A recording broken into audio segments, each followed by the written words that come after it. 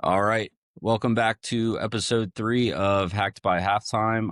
I'm Travis Weitzel. As we start every episode, again, I am a cyber warfare technician for the United States Army and the Department of War, but none of the opinions captured here are representative of the department. This is my co-host, Steve. Yep, I'm Steve Watchers.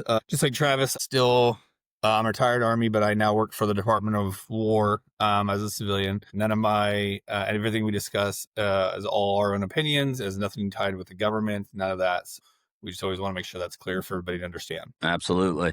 All right. So in the last episode, we focused on NIL scams, had a really good conversation there.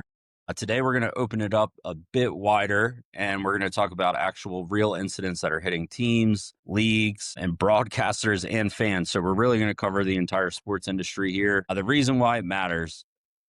So according to the National Cyber Security Center, which is the UK's trusted advisor on cyber matters, they view sports organizations, as we discussed previously, as high value targets. In addition to that, they view them as high visibility targets. And then one of their recent studies assessed that 70% of sports organizations have experienced at least one cyber incident in the last year. So it highlights the threat there. Additionally, when we look at the scale at really like marquee events, as you will, the French authorities during the 2024 Paris Olympics recorded over 140 cyber attacks. So to highlight that, the operations were not disrupted. So it shows you how preparation, as we keep preaching, education and training can really go a long way. But Steve, as we talk about some of these things and as you listen, which of these do you think, like current events that you've seen lately, could really hit the arena,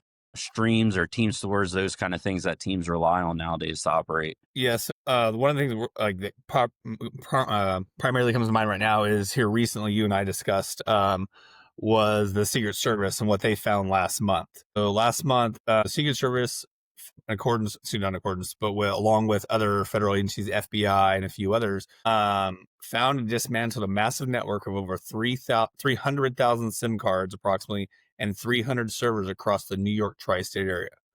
The operation was referred to as a SIM farm, was capable of crippling cellular communications, and was reportedly used by foreign governments, drug cartels, and human trafficking rings for anonymous encrypted communication. So the reason that caught our eye, obviously, it's not talking about sports, but when Travis and I immediately talked after we both saw the news, our first topic was, imagine if that had been close to a sports arena of some type or a field or, whatever the case is. And part of their intent was to target that stadium or the team, whatever the case is, because with 300,000 SIM cards, as well as 300 servers. I don't know, based on the audience, I don't know if anybody fully grasps the capacity that type of equipment has and the amount of damage it can do. Yeah. Because that will literally cripple is the right word for that. Yeah. And it's something that we talked about too, right? Is like how stadiums are now setting up these business parks are really what they are, I guess, when I think of it, around their stadium. You can easily hide that type of equipment. It's not like when you buy a bunch of cell phones, you're not put on an FBI watch list like you would be if you're buying explosive materials. So it allows threat actors to kind of move silently, rent something around the stadium, place their equipment. And I think I was reading at one point, I'll have to go back and check, but it could send like 3 million or 30 million text messages per second. So what that would do is essentially 30 million text messages per second, per minute. Okay. So per minute, that's going to destroy a cellular network if they don't have redundancy. And I can tell you, they most likely do not have that kind of redundancy to handle that capacity. But then as the cell phone networks are down, it also affects the streaming emergency capabilities, because a lot of emergency capabilities rely on cellular networks to communicate. Really, sports professionals, security professionals really should be thinking about this as the precursor to something bigger, right? Everybody wants to talk about the bombs or explosions, physical like attacks. The cyber attack could be a precursor to enabling a more physical attack or just shutting down the arena, right? Like at the end of the day. Well, you bring up a good point. And this is like you were talking about, hiding in plain sight because, the purpose of putting a stadium of any type in especially a major metropolitan area is to also generate business in that area and bring in money. Because at the end of the day, sports is money and business. So that's part of it is, hey, we're going to put this stadium here, or we're going to renovate this stadium. We're going to allow all these, we're going to, this open field that, all these acres and acres of land around it. We're going to now commercialize it. And so people can put businesses, because then people are going to want to go to these, these shops and stuff before and after a game, whatever the case is. So putting my experience and my hat on of what I've done for the last 24 years with the government, all it takes is for you were talking about a complex attack. So if a organization decides, hey, we're going to rent out one of those businesses, building is built, but they're obviously going to rent it. Let's rent it. Let's make it look like a family owned cellular place that we work on cell phones and stuff. So it would not be uncommon. It wouldn't be out of the ordinary for them to have large server stacks. It wouldn't be uncommon for them to be ordering cell phones because they're using the business as a front. And think about it. You were specifically talking about the cell phones and, 30 million text messages per minute. But with those server stacks, I'm going to assume they're bringing fiber in.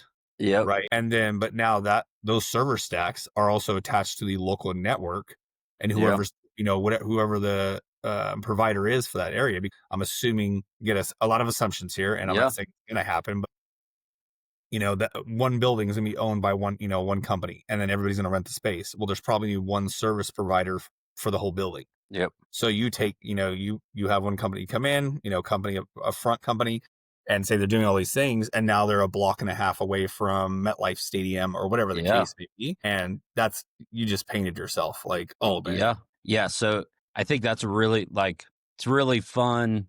I shouldn't say fun, right? But it's a really interesting case study to use for sports security professionals. So that Steve and I just dove into a hypothetical. What we'll do now is move into actual incidents occurring in sports, as well as some of the adjacent spaces that relate to sports. So the first vector that we'll really talk about is everyone's favorite, which is social media, right? So recently there was a league as well as some team socials that were hijacked. This is pretty common. But what was unique about this one was they were crypto scammers that essentially hijacked the account. So in March of this year, the NBA and NASCAR official X accounts, or Twitter, plus NBA Spain, the Cleveland Cavaliers team in NBA Spain, so it shows a bit of an international flavor there, were all hacked, and then began to promote fake crypto coins that were labeled NBA, Cavs, and NASCAR, right? So if you want to talk about damage to a brand, that one hurts, I would say, and shows that crypto scammers, which are becoming more and more popular now, are now turning towards sports teams. Steve, what do you got on this one, do you think? So, yeah, like you and I actually were discussing before we hit the record button was,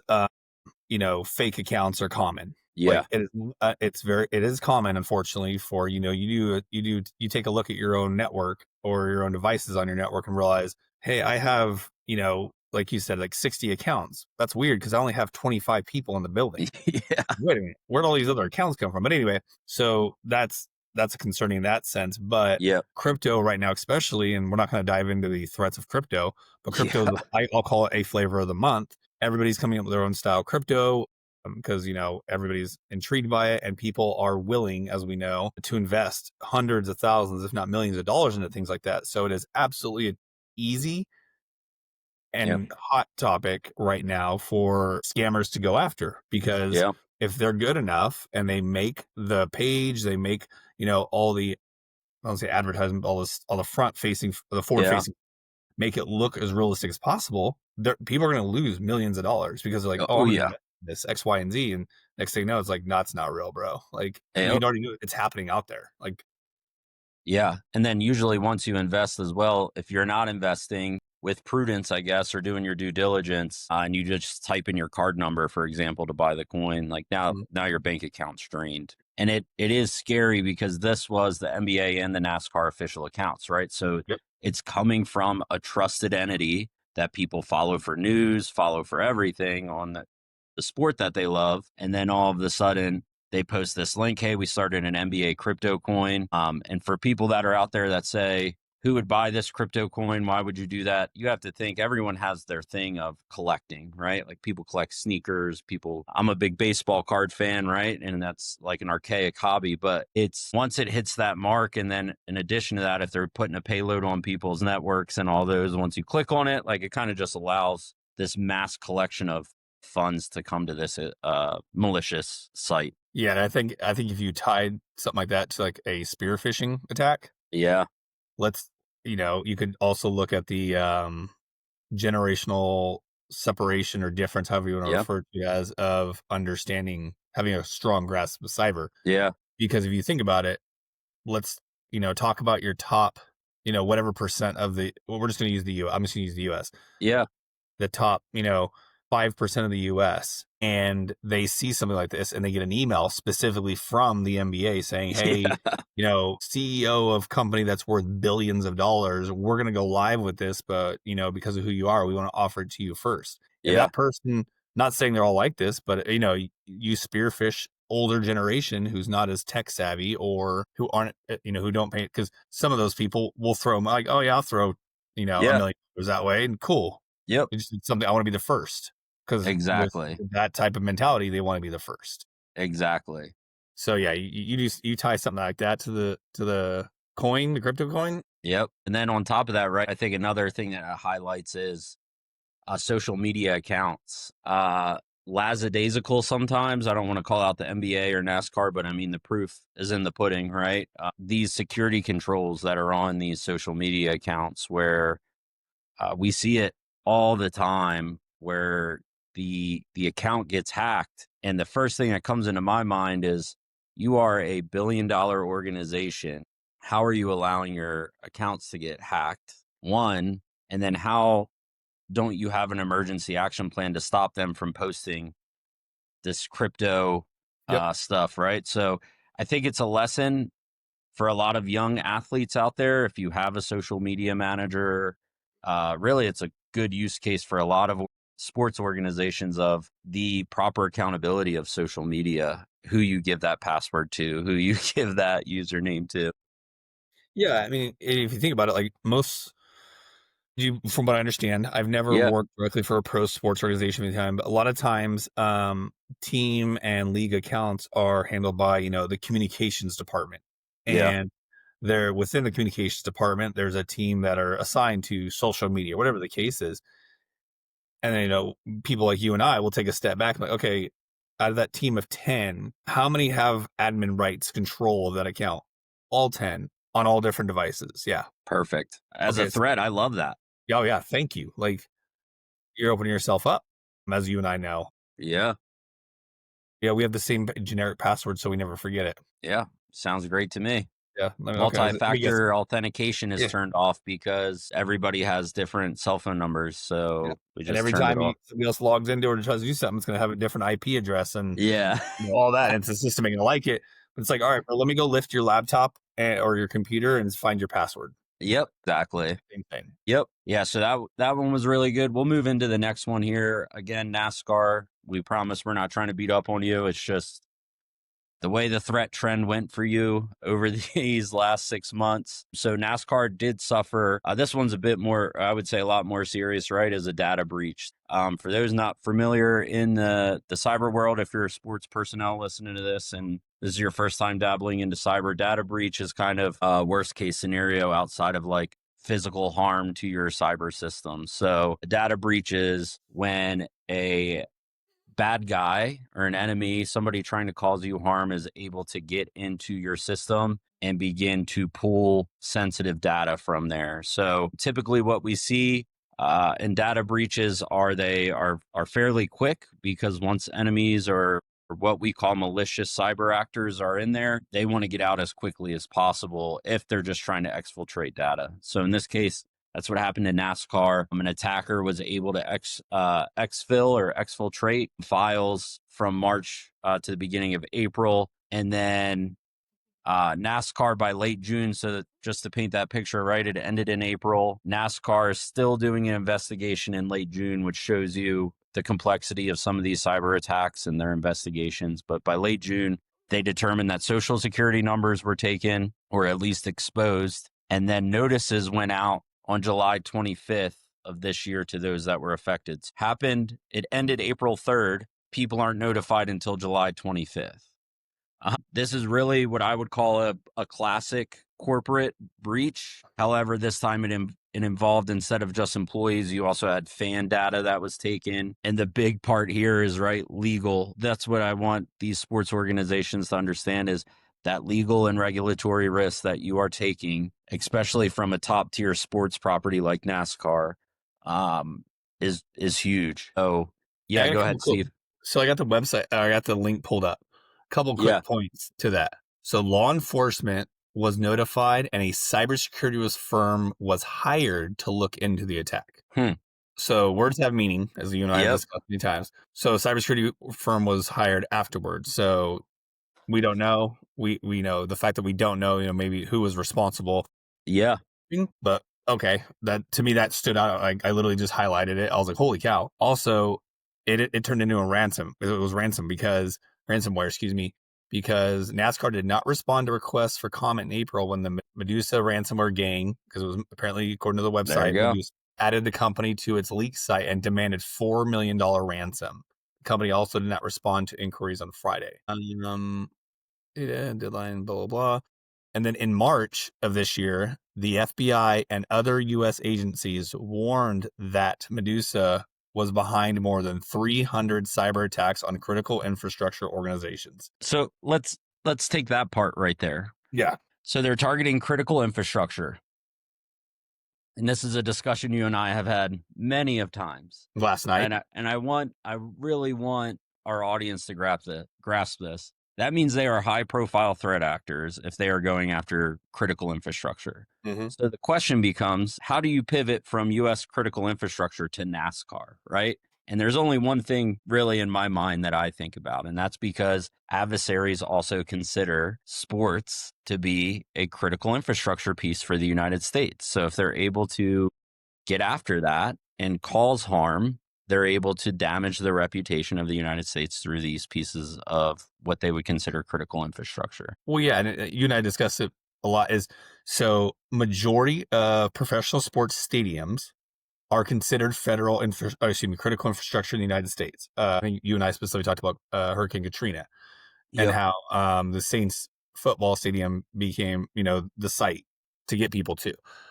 So just about every professional stadium, and again, I don't know all. I'm not using all of them, but from what I'm tracking, the majority are considered critical infrastructure.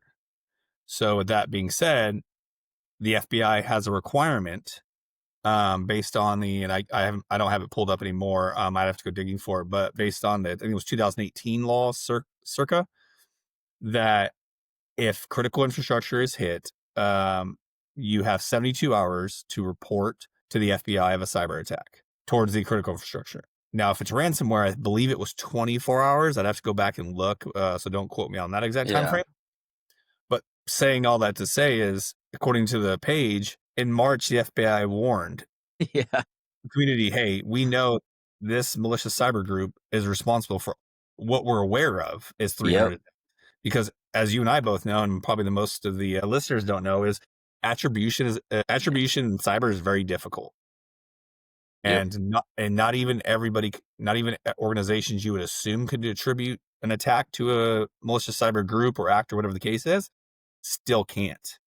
Like, trust me, between you and I, we deal with it on a daily basis, or we dealt with it in the past. So they are attributing 300 attacks, which tells me, I'd probably add a little bit more to that nobody's aware of, and not because they're not trying, but just because so many attacks happen so often that, it's just like the days of piling paperwork on your desk. It just gets too big. Exactly. So yeah, I saw that when I looked at the article. I was like, oh. Yeah. So, and it just goes to show you how difficult navigating these responses can be, and how overwhelming it can be. Because I can assure you, NASCAR takes that stuff extremely seriously when handling PAI and all. They have to, when handling social security numbers or payment information. And despite taking all those things seriously, they still became a victim, right? So moving on to the next portion here, the next vector, if you will, is club e-commerce. So this is one of my favorite topics to talk about just because of how many online shops there are nowadays and how easy it is to establish a fake website and just begin selling fake products and taking money. So, unfortunately for the Green Bay Packers, and me as a Bears fan, I'm wearing my Bears gear today. But unfortunately for the Green Bay Packers, right, their website was hit with a web skimmer, which affected 8,500 cards. And that was from around late September to October of last year. And then the public was not updated until January of 2025. So you had about, again, probably a 4-month investigation in there where the Packers and I would assume the NFL was involved. But why it matters is like this is adjacent to the game, but still the brand, right? So you had a compromise of the Packers shop checkout page, and then it caused direct harm to the fan, right? Like at the end of the day, it hurts the Packers from a reputational standpoint. Like, hey, you couldn't protect your fans. That stinks. People are still going to, we know the NFL, it's still going to churn money, and people are still going to go to Packers games and all this. But those people, those 8,500 cards that were affected, like, hey, that's $5,000 coming out of your bank account, maybe that you weren't expecting or something along those lines. So I think this is going to be a bigger problem as e-commerce continues to grow. It's already this monstrosity of a industry, but yeah, it's concerning. Like you've already hit all the yeah, points, but I mean, one, everybody like it's just so much easier to order online. yeah, Because exactly. one, it's usually cheaper. Let's be real. Two, convenience. Yes, 3, people want to buy it before they go to a game, right? And that's also because of cost and, convenience as well, but they want to wear it into the game versus, oh, if I get there, they may not have my size, blah, blah, blah. So we know e-commerce is just, look at Amazon. yeah, yep, exactly. I think my wife on average gets Yeah, 10 packages a week. Maybe, yep, if not more. exactly. If she hears me right now, don't be surprised she Yeah, comes storming in. Yeah, like e-commerce is big and, I'm just as guilty. yeah, But I'm a little bit more, just as you are, and so is my wife, and people who yeah, really understand how much of a threat e-commerce is, and not because they're not trying, but there's that balance that pendulum has to swing, yep, of we can have the most restricted site, make it the most difficult, cumbersome to purchase a jersey, but we're highly protected. Now, with that, look at the back end of that. If we're going to hire a company, because as most do, a cybersecurity firm to help protect us or build this out for us, that's going to cost the organization more money. That will then end up costing you more money because, where they got to get their money back somehow. So prices of the stuff you're buying, yep, which is why, that's why it's $15 for a hot dog. yeah, exactly. Stuff like that. But yeah, we rely on e-commerce, online shopping for just about Yeah, everything. And to me, I don't want to say a low hanging fruit in a negative way, or it's a weak point. yeah, Always absolutely. will, because that pendulum has to come back to the left or whatever direction. Yeah, And that way it's simple, it's easy. I should have to, because when I go to order something online, if I say, oh, I found what I wanted, that's what I want, put it in my cart, where's the quick checkout button? Because that's the only thing I need. yeah, Versus, oh, then I have to go to my cart. Then I have to look at everything. If it's more of a hassle, I'm like, oh, this is too much of a hassle, which is yep, sad. But yep, I'll admit it. But the easier it is for the purchaser, the buyer on the other end, is better for the company or for the organization, everybody else. But then another question is, if you're going that route, how much security do you really have in place? How yeah, long, once I order something, does it automatically keep my credit card info? yep, My email, like I have it set up to where when I have to enter my email on something, if I'm purchasing, the system I use puts in a fake email, but on the back end, that system knows if that email gets somebody emails that one, it comes directly to me. yeah, But up front, it looks like something crazy. yep, Uh, but again, just looking at all that's like, we're gonna keep doing this. We always are. Everybody is. We're yep, all guilty of it.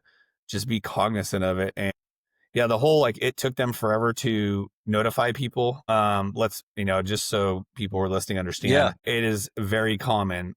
Think about yep, it as it ended in October. Somebody was notified, FBI or whoever or state, yep, whatever the case is. They now have to do their investigation, and that is not exactly. this is not NCIS on TV, or No, we're gonna solve the case in 24 hours. That's not how this works. yeah, It takes months, and hundreds of thousands of hours of people literally combing data Yeah. and looking for the needle that's a quarter of an inch shorter than the rest of the needles in the stack. Exactly.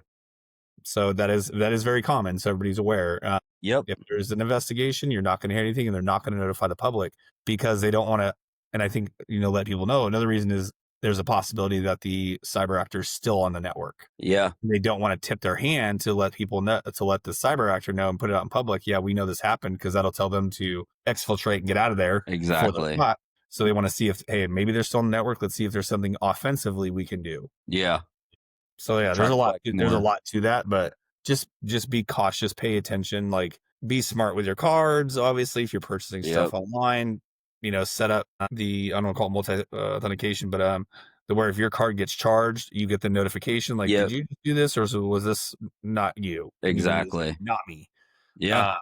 Because if you think about it, that's the Packers website, right? It's not like you're going out into the internet into a weird spot. Like, you're going to a legitimate site, and then that can happen. So I just think you nailed it. You got to take your own personal protections, because the threat's out there, and it's doing what it does. So we hit that one good. So then the next one is a good one with broadcasting, right? And the streaming. So this one's interesting, because I always think you see these huge TV deals now, right? And it's like, we saw what happened. I think we talked about a little bit in episode 1, where hey, week 1, when YouTube TV got the contract, it wasn't going great. People, you would have thought the world was ending. And in this case, though, we're going to talk about what happened in Euro 2024, where digital broadcasts of Poland's matches were actually hit by a DDoS, and it blocked the stream for fans. So Americans, you might explain what a DDoS is. Yeah, so a distributed denial of service. So what that means is similar. We'll take that SIM card incident, right, where that Steve talked about in the beginning, where essentially if I'm a mailbox and I can only receive one piece of mail at a time, and then all of a sudden somebody's trying to shove 10 envelopes into my mailbox, I can't accept all of that. So in this case, my mailbox just kind of shuts off, right? It says, hey, we're not taking any more mail. We're done. We're over this. And what that looks like on the digital side is I can only receive so much information at once. You flood me with so much information that I can't react, or I overheat maybe, and essentially I melt down or I turn off as a safety mechanism. So therefore, fans watching the game in Poland, or really around Europe, because it was Euro 2024, they're watching the game, and all of a sudden, hey, I can't see anything. I don't have any connectivity. Oftentimes in a DDoS, what people think about is I've seen it all the time. They'll turn off their router and turn it back on, thinking it's just maybe a poor connection or something along those lines. And what happens is it ends up being, hey, it's not coming back on right now. So state broadcasts in Poland had to notify that, hey, there were multiple incidents here. So Steve, what's kind of your why it matters and takeaway? Well, yeah, why it matters. Okay, number one, it's you're talking about Euro 2024, and soccer is it's really called football in Europe. For most people know, but I'm asking most people, people in sports understand. Football / soccer in Europe is 100 times bigger than the top sport in the U.S. That's why soccer / football is the number one sport worldwide. Yep. So that, to me, when I saw that, was like, I'm glad I wasn't there for that. If you want to talk about a lot of angry people that you don't want. Sure, there's cars being flipped and all that. Yeah, but we've talked about it before as well. I think we say that quite a bit, because if anybody hasn't picked up yet, Travis and I talk a lot about literally we'll see something like, it'll be 1 o'clock in the morning, bro, did you see this? Or we'll call each other like, did you see this? That happened last week? It's constant. Another good, with a DDoS and cutting service. Okay, let's tie that to something people in the US. Everybody talks about the Super Bowl and how the commercials, right? A lot of people literally watch the Super Bowl only for the commercials. Yeah. If it's not going to be a good game. But with that being said, imagine if the Super Bowl got stopped. Yeah. That sucks, yes, for the hundreds of thousands of people that are trying to watch it. But now when you talk about it financially, Yeah. how much of a financial hit is that whoever's the primary broadcast or even all the companies that are tied into broadcasting the live games or the game, or whatever it may be, how much money are they now losing because they had to shut everything down or everything shut down automatically? Because Yep. Travis was saying a DDoS attack is so much information coming at you at once. The system doesn't know what to do other than I'm stopping, I'm quitting, and just Yep. crash. Like done, good night. And it's not as simple as like he said, unplug it, plug it back in, because no, that when you plug it back in, that server or whatever the case is, that streaming service is still trying to figure out why 500,000 IPs just Yeah. at once. Nothing's Yep. designed for that. I don't think there's anything designed for that we're aware of on the civilian side. Yeah. But it's just like I would love to see, and I have the webpage pulled up, what the financial, of course, and it's not very long, but what the No. financial impact that was. I would be willing to bet that's something that's discussed literally at the equivalent of their federal level, or like Yeah. parliament. Like, hey, this happened. We need to talk about cybersecurity because we don't need this happening again. Exactly. Yeah. Because also, 100%. yeah, like it's crazy. Like, And yeah, that money again, piece is huge at the end yep, of the day. And what's kind of crazy, it goes into what you talked about at the beginning of this episode, is like, to the fans at the stadium, they're not affected in this case. The match will continue and everything is normal to them. And then they come outside of the stadium and there's a riot or something along those lines. And like, what's going on? Oh, well, we couldn't see the game. I mean, it's the sponsor value is just, you hit it, man. It just goes right down the window, or right out the window. And then the question is like, who pays that? Like, yeah. because you already paid. I forget how much a Super Bowl commercial is going for. I know it hits a new record each year, but like, I mean, you invested that money to get your brand out there during the Super Bowl, and all of a sudden nobody sees your commercial. So how much is it? I don't know how accurate this is, Yeah. but according to, it looks like CBS, Yeah. a 30-second commercial during the 2025 Super Bowl cost around $8 million for Yeah. 30 See? seconds. See? So just something as easy as that, right? Just right out of the window. So that cyber threat is very real. We're very fortunate. We haven't seen this occur in the United States with like an event, but that's not saying that it won't, right? I would actually put money on it would happen sometime during our lifetime.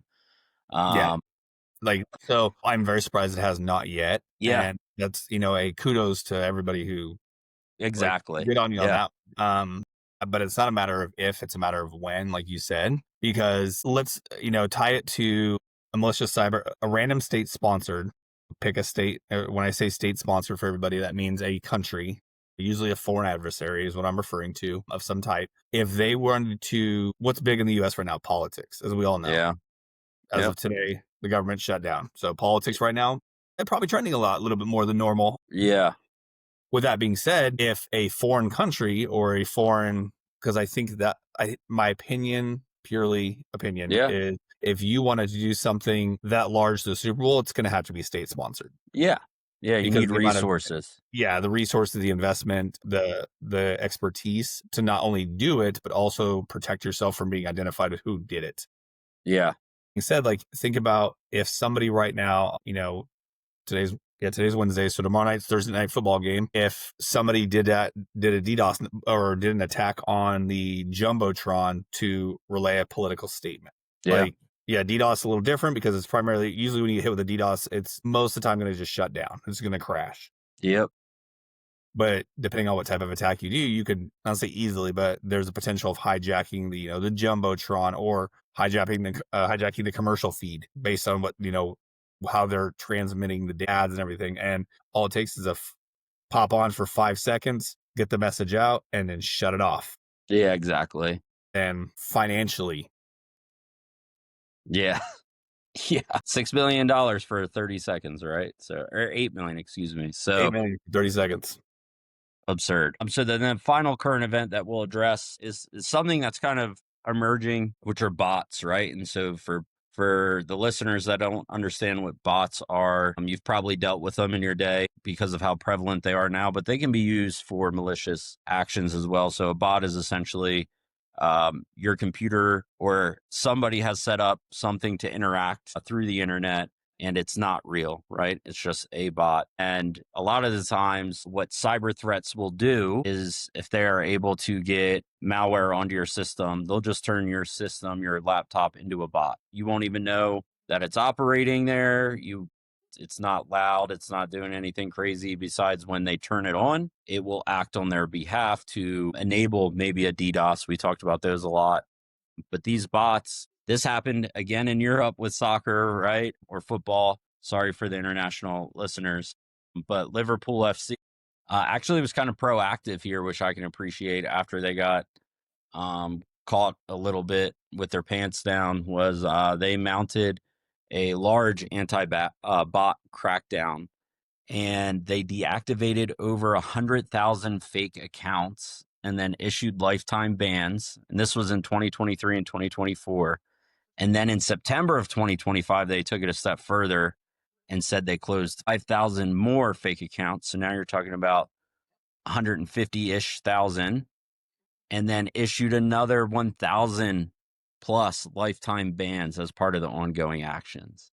So I was thinking in my head when I was reading this, obviously it has direct ties to sports, but I'm like, man, why are you banning, right? How are the bots so effective? And then I started to really think, okay, if tickets are hard to get, for example, you can hire bot networks to kind of keep your place in line, to make you persistent and keep you in line. So I was like, oh, okay, that's where they were going after them, because people were probably getting tickets and then able to sell them on the secondary market there. No, you bring up a good point because so full disclosure, I'm a huge Big Bang Theory fan.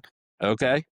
And for those of you who watch it, I don't know if you saw the episode, but on one of the episodes, the crew of guys, the nerds or, the scientists are trying to get tickets to Comic-Con. Okay. So Comic-Con, in this show is like, you cannot click, it doesn't open for purchase to buy your tickets until 8 p.m. at night. I don't remember exactly what it is. But they're all sitting there on their computers like at 7:59, like waiting to get in so they can get a ticket to Comic-Con. And literally, like in the episode, it goes live and then you just see them clicking rapidly as fast there as you they go. can, and none of them get in. So tying it to bots, that's where people, bots can do that. They'll sit there and just keep overload. Yeah. Overload and just keep doing it for you, so you don't have to sit there and hit a button 1,000 times in a matter of a minute to try and get a ticket to something that important to somebody. But they do that so they can get it, but they also do that so that way they can buy as many tickets as they want and turn around and sell them for profit. Yep. So you hear about scalping and all that stuff when it comes to the cost of tickets for games. Yeah. Depending on where you're at, it all price changes, but if you really want to get in and you couldn't get a ticket, so everybody knows, well, I know I can get a ticket down by the game. I'm going to pay. Yeah. And it's because, the digital version of the person who went and bought 20 tickets so they could sell them for 10 times the value. Yeah. It's the digital version of that, but it's going to be worse because they're going to buy up like hundreds of tickets, not just like, oh, I'm going to buy 10. No. Yeah. Those bots are going to buy either hundreds and, whatever the case is. Yep. That's why, a lot of the websites you go to want you to click on the picture. Exactly. Prove you're not a bot, which, by the way, for those of you who don't know, on the backside, it's also doing something else, and it's training AI. Yeah, exactly. A lot of people don't know that. Like when you're asked to click all the pictures that have a car in it, Yep. helping train an AI model. Yeah, there you go. So that way it can help identify, oh, there is a car in there. Yeah. But anyway, neither here nor there. Sorry, random thought. But yeah, like bots is, to me, that's one of those lower end. I'll say lower end, but yeah, it's easier to. Yeah, it's easier to do because, like you talked about, I don't even have to have 30 computers in my house. I can get my what, out of all my neighbors, I found 7, and this is not true. I'm just giving up 7 of my neighbors. I can get in their network. I can take control of their stuff. So I'm going to have their systems, like you were talking about, do this for me when they don't realize it's going on. And so that way, you're not like, one of the ways law enforcement knows when somebody's growing marijuana or something crazy in a house is because, like, why is that house all those snow melted, but everybody else has like 2 feet of snow? Like they have no snow on their roof. I wonder what's in there. Same thing. Like it's not that simple. Exactly. So bots is one of those, like, that's never going away. It's one of those easy. And you could, easy I guarantee you, I mean, I could probably go to Google right now. I'm going to pull it up real quick and just say hire a bot network. Yeah, I can. It says hiring botnet is illegal. However, it does say you can find them out there. You can hire botnets. So cool. There you go. You'll get yourself on the watch list. Yeah, I know, right? Yeah. Just click on this. So I think those were 5 really good examples of current events going on right now, but they do fall into some, I guess if you were to put them into buckets, right? Vulnerable domains and like attack surfaces. And when we say attack surface in the cyber world, what we mean is just an area for somebody who wants to do bad things to use it as a vector to achieve what they're trying to do, right? So the example or the buckets that we have really are like ticketing and fan commerce. And we talked about this we just talked about bots with ticketing. We talked about the Packers Pro Shop with fan commerce, right? And so the key point there is really if malicious individuals can sit between the fan and the turnstile, if you will, before the match even starts, or the checkout line, if you want to look at it that way, they're printing money at that point. And it's really not on the organization per se, right? Stop it. They're getting to the fan before the fan can get to the organization, essentially. So it's interesting, the responsibility, like Liverpool, that was a really cool example with the bots going out there and trying to take down this network because it shows that they cared about that reputational damage they were probably taking, that, hey, real fans can't get tickets because they're being price gouged essentially out of this. What do you think about that attack surface, the ticketing and fan commerce, as you see that bucket? So ticketing and fan commerce, I think, is interesting because it shows, and it's one of the larger ones because it's not just like you talked about on the organization. Yeah. Because you also have I'll call it the cyber hygiene of the individual that's trying to purchase tickets or purchase merchandise, whatever the case is, and their ability to protect themselves, and not, rely on, oh, this is going to be secure because I see the little lock symbol in my, my address bar. And if something happens, I can go after these people. No, you can't. Like, they're protected. I promise you. It's twofold. And that's why I think it's a larger attack surface, because you're looking at the organization as well as the individual, the client, in a sense. And so there's two really large open areas that, you're not just like, oh, if I want to do a cyber attack on, the New York Giants' stadium. Okay, that's one thing. However, what you're going after there. You may only you're a little bit more limited on how you're going to be able to get in because they're pigeonholing themselves so much. Whereas with ticketing and fan commerce, you have a wide array of options to get in and do things. Yeah. Yeah. 100%. And the next one as well, right? With the next one would be media and social accounts. I think that's the most prevalent in where we're at right now.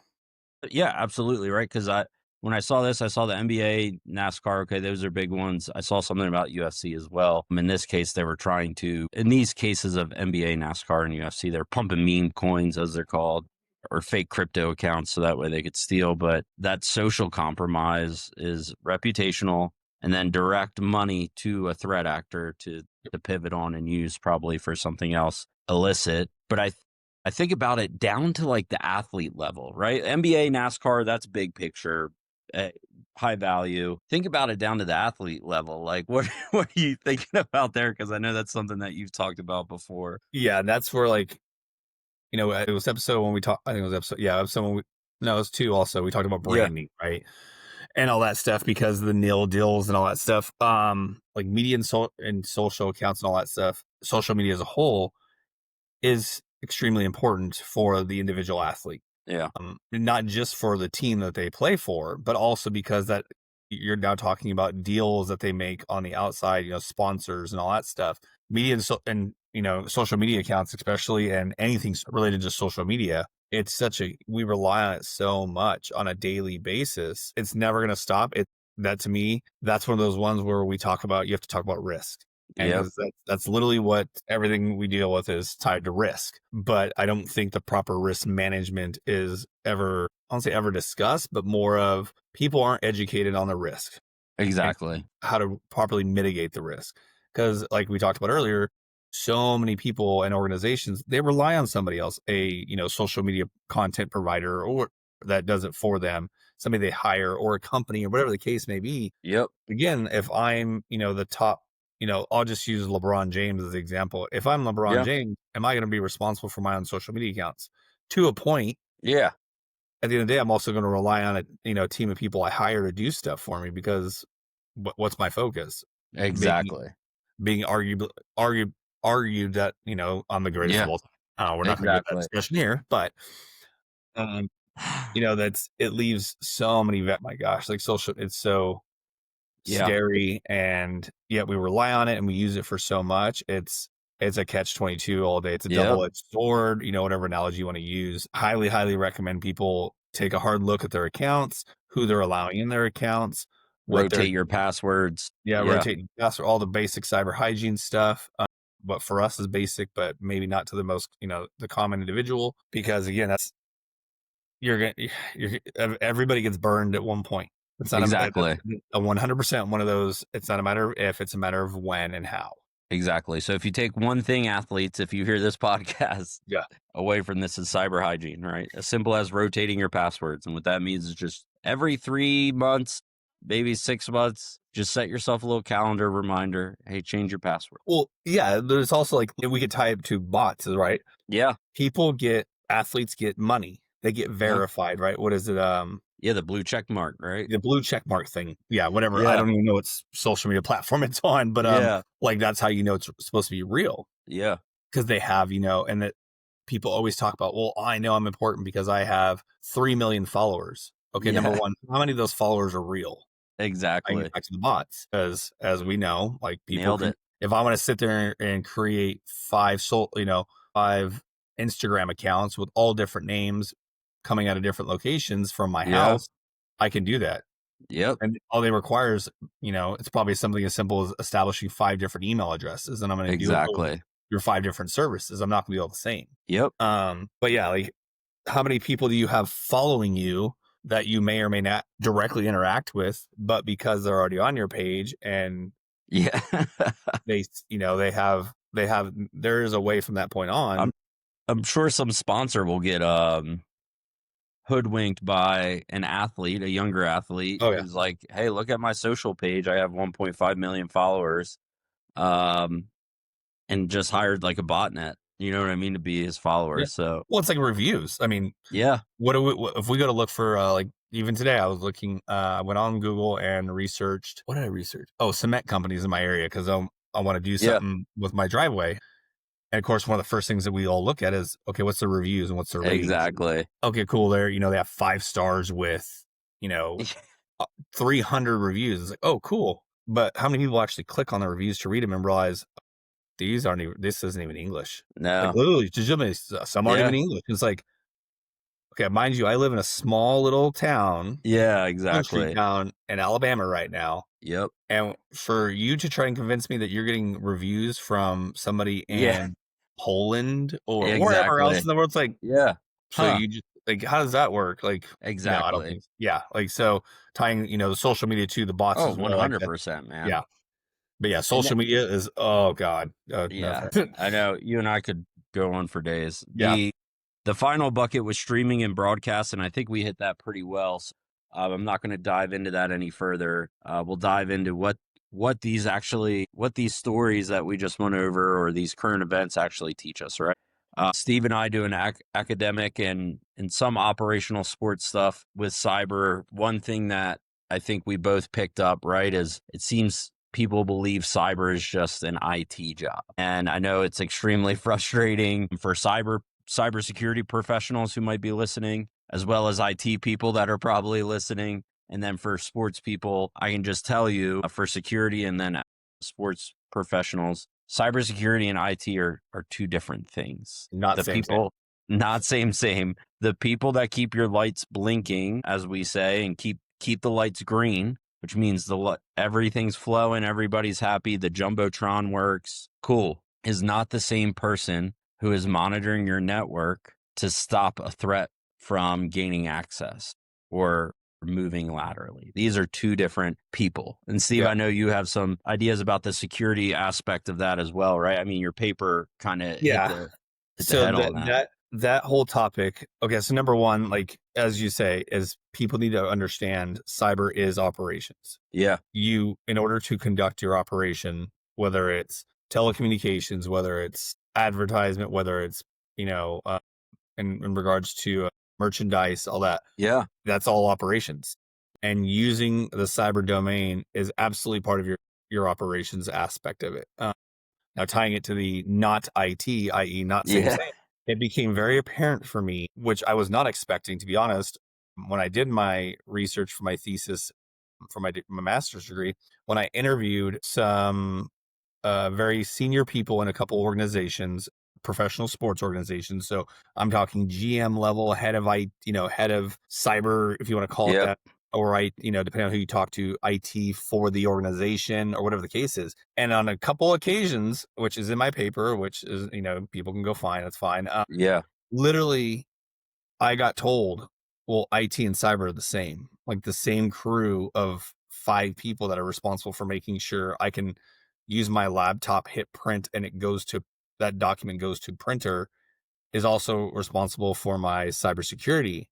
And I sat there for a second, like baffled, Yeah. and was like, that's not same. Yep. And like you Exactly. explained it, ensuring, well, who does a review of your logs? Yeah. You hire a company? I'm not going to ask who the company is, which I didn't. Yeah. Tell me you're doing something proactively to protect yourself versus, oh, we just got hacked. Yeah. And then it makes me also think, where are the security professionals during this time, right? The sports I can get into that. security is huge. Oh my Yeah. God. A lot of people don't even look at this as part of the security aspect. Yeah. And that's a huge Cybersecurity, and issue. I wrote this up in my paper as a finding, is a lot of your team level and sometimes your leagues Yeah. don't view the cybersecurity aspect as part of your overall security apparatus. So again, purely on the research I did, Yeah. and with that, with research and the interviews I did, they look at, when they hear security, they think of physical security or personnel security, the clear bag policy. Gotcha. You can't park within a block of the stadium because they don't want it blowing Yeah. up. And Scanning your phone on your way in, all that right, okay. that kind of thing. That's how they view security. When they hear the term security, that's what comes to mind: is, do we have enough security guards? Do we have enough law enforcement protecting us? When I said, well, and that's one of my recommendations, is sports organizations specifically, so leagues, teams, whatever, need to take that and put part of that bubble now that overlaps of the security apparatus as a whole needs to be cyber. Yeah, If you're not absolutely. looking at it that way in 2020, at the time, 2024, whenever I published, Yeah. you're behind the power curve. Big time, right? And it's not even like, hey, this is a recommendation. To me, it's almost like a call to action of like, this needs to be happening now. Yeah. And it fascinated me when I was reading your paper, because the security aspect of it, I think it would be a great indication of like, what is the threat level to your organization? Yep. Like, because they could be doing recon via cyber to do something, like we talked about, to do something physically, but there's so much more to that in the security aspect of like, you have athletes being robbed, you have at their homes, you are dealing, like you said at the beginning, these owners of these teams are billionaires, the GMs are well taken care of. As a security professional, you're not looking at, hey, why is this location, why is it location on his or her phone always turned on if it's the owner of the team, and who's looking at that, right? Like those kind of things. It's fascinating to me. Scary as well. This is why Oh we yeah. started the podcast. Scary from my other hat of what I've done in the past. It's like, thank you as well. Because the Yeah. threat sees that and they're licking their chops. But I think, and I could be wrong on this, but I think it's a mindset problem. That's fair. A cultural shift kind of Cultural shift. Yeah. Yeah, correct. Because if you talk to these older ladies and gentlemen that have been in the leagues and been owners for years because the team stayed in the family or whatever the case is, that's, even 15 years ago, 10, 15 years ago, we weren't as worried about cyber as we are today. Yeah. I mean, even excuse my language, even a year ago, we weren't, right? Because it's one of those things that cyber touches everything. Yep. And it's crazy to think that it's crazy, but it's not. Taking a Yeah. step back and looking holistic, it's like, okay. And that's why I think a lot of it has to do with the culture shift. Because again, when you talk security, people think automatically exits, medical staff, law enforcement, security guards. Rightfully so, right? Yeah. That's been security forever. Yeah. To protect, right? Yep. Like to protect the fans, the stadium, the players, all that. So that way somebody crazy doesn't come in and try to, you know, shoot the place up or whatever. Like, Yeah. your bag policies so that way you don't have to search every bag, but we can see your bag as you're walking up. They want you metal detectors. It's all there. Like I am not typically worried about if I go to an event, especially at a sports stadium. I'm not worried about my spidey senses aren't as strong or Yeah. aren't are not on as alert, I guess you could say, Yeah. those events because I know all the layers of security that are there. The outer perimeter, the middle, the mid perimeter, inner perimeter, all that stuff. I get it. But now when you start talking cyber, because most of these places go cashless. Yeah. Like Courtney and I went to a Josh Gates event up in Okay. Baltimore a couple months ago, and you had to have your ticket. You could buy a ticket there, but most people, like we did, prepaid. So you Yeah. walk in, they scan a barcode on your phone, just like when you're getting on an airplane, right? Yeah. So there's one avenue of attack. Exactly. Like, hey, we need to get food, we need to get concessions. So let's Yeah. get Apple food. Pay. Yeah, whatever. Guess what? Like, they didn't want cash. They were not accepting cash. You had to use a card or your phone. And so many times, like in line, I watched people just hang their phone up over it, Yep. and use their phone to pay or their watch, which, hey, Yeah. it's convenience. I get it. But in my head, I'm like, if I walked in here with a simple device in my pocket and purchased something and hung out like I was going to be attending this event, Yep. as all that digital transactions taking place, because guess what? That data is being transferred. It's not a hardware connection. It's some type of signal going through, and that signal can be very easily intercepted. And there goes people's personal banking information. There goes everything like we discussed earlier. So yeah, I think we could sit on this one for a while. So this is a great, so as you can tell, they taught us a lot, Steve and I, at least, as we talk through these things. And then I think one thing these stories all show as well is really like from the individual to the enterprise in this case, or like if you think about it, using Patrick Mahomes, right, from an individual level up through the Chiefs as an organization, up to the NFL, right? Like we covered all echelons of a sports venue. And that's what I think these news stories do a good job of, is teaching us, hey, they're not just going for the NBA or for NASCAR. They're also coming for the athletes themselves, as well as like the broadcasts, right? So it's like everything that supports sports operations. And you did a good job, I want to say, when you were just talking, because I don't think many sports professionals from the managerial perspective are thinking about cyber in the sense of marketing, merchandising, day-to-day operations, like getting food into the stadium, right? Like all of these things, that's all cyber.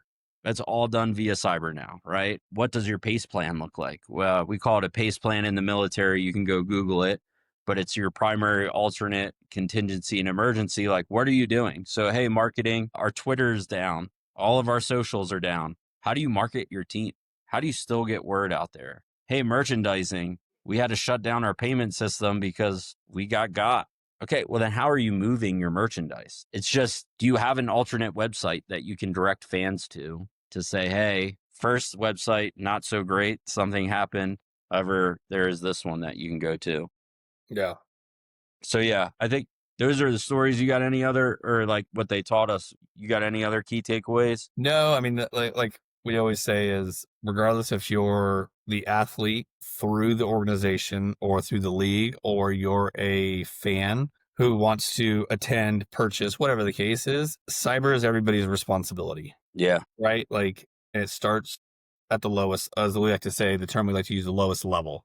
So cyber hygiene is very important for everybody, regardless if you're Patrick Mahomes, LeBron James, or if you're Joe Smo next door, because, like my neighbor who's a farmer, he relies on cyber to ensure watering is done properly of his crops, feed to his animals is done properly. Yeah, you're talking life and death kind of stuff there, How he tracks how much feed is used, like all that stuff, like how much if he's going to spray his stuff, like how much the right calculation, whatever, all that stuff. So like Yep. it doesn't matter who you are or what you're dealing with, you're somehow touching cyber. Yeah. I promise you. And don't even get me started on the 2025 cars. Yeah. The whole Yep. nother, but everybody touches cyber in some way. And again, we rely on it. It's very convenient and we love it. And I'm the same way. But luckily, because of my background, my wife's background, with Yeah. her background in cybersecurity and a few other things she's done, we are very cautious with what we do. We are very what's the word?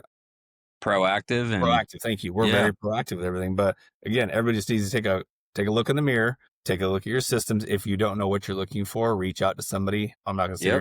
and say who's the best or anything. No, find somebody who knows what they're doing, and if that requires you to hire somebody, hey, just cool. Just Yeah. make sure you research them properly. Don't get scammed yourself, but Yep. you got to take a hard look. Yeah. 100%. 100%. Yeah. So that concludes episode 3. Episode 4 topic is still being discussed. We might dive back into NIL, or we might take it a different way and pull the NIL thread later. We appreciate you joining, and hopefully you guys can go comment or subscribe or follow us on our socials. We're very active on LinkedIn, so you can find us on there. Not so much the other cool socials, but LinkedIn, the company stays pretty active on. So if you have questions, concerns, you want a topic addressed, please. We're not above addressing any topic that somebody addresses because we love to do this research. We love to dive in and kind of figure out, hey, you know what? That's a venue we didn't think about before. That's a topic we didn't think about. And we love to hear feedback. So, yeah, appreciate everyone joining us. Thank you.